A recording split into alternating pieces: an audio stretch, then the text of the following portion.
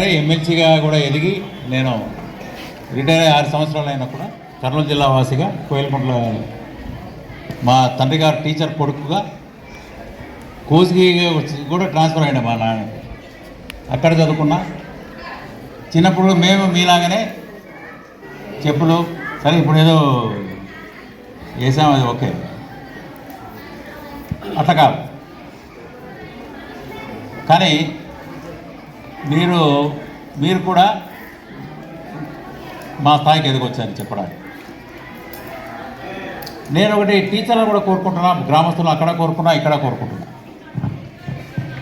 మాకంటే మా బిడ్డలు ఎక్కువ స్థాయికి ఎదగాలని మేము కోరుకుంటున్నాం. కానీ దురదృష్టవశాత్తు పేపర్లు కూడా మనం చూసాం, రాష్ట్రంలోనే స్కూల్ డ్రాప్అవుట్స్ స్కూల్ మానేసిన వాళ్ళు మన జిల్లాలోనే 2వ స్థానం 3వ స్థానంలో ఉన్నాం. మనం ఎన్నో స్థానం ఏదో చూస్తుంటారు, 2ఆ 3ఆ అంటే స్కూల్కి మేము వెళ్ళాము. అది కుటుంబ పరిస్థితుల, ఆర్థిక పరిస్థితుల, ఇక పేద పరిస్థితుల, ఇంటి పరిస్థితులు ఏదైనా కానివ్వండి, గ్రామంలో పరిస్థితులు, ఇక ఎక్కడెక్కడో పాపం రెక్కాడితే కానీ ఒక్కడిని పేద కుటుంబాలు ఉన్నాయి. వాళ్ళు పోయి ఇటువంటి సమయాల్లో కాపాడుకోవాలి. వాళ్ళు డ్రాప్అవుట్ కాకుండా బాగా చదువుకొని ఆరోగ్యంగా ఉండాలి అనే ఇదిలో మనం కాపాడుకోవాలి.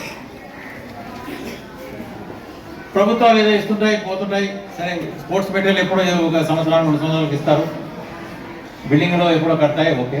ఇక్కడ చాలా సంతోషం, గ్రౌండ్ బాగుంది. నేను ఆడుకోవడానికి చిన్న నేను ఇందాక చెప్తూ చైర్మన్ వెంకటేష్ గారికి మా అస్లం గారికి చెప్పాను.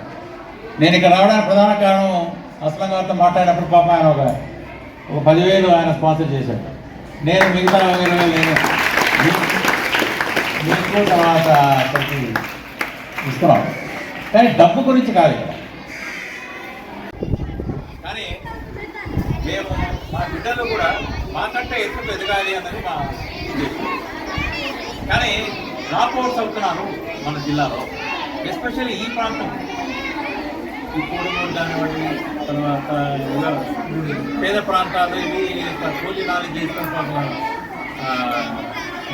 డొక్క చేతి కొట్టుకుని పోయినట్టు ఉంది ఆ సామెత. రెక్కాడితే డొక్కాడు అనే సామెతలు ఉన్నాయి.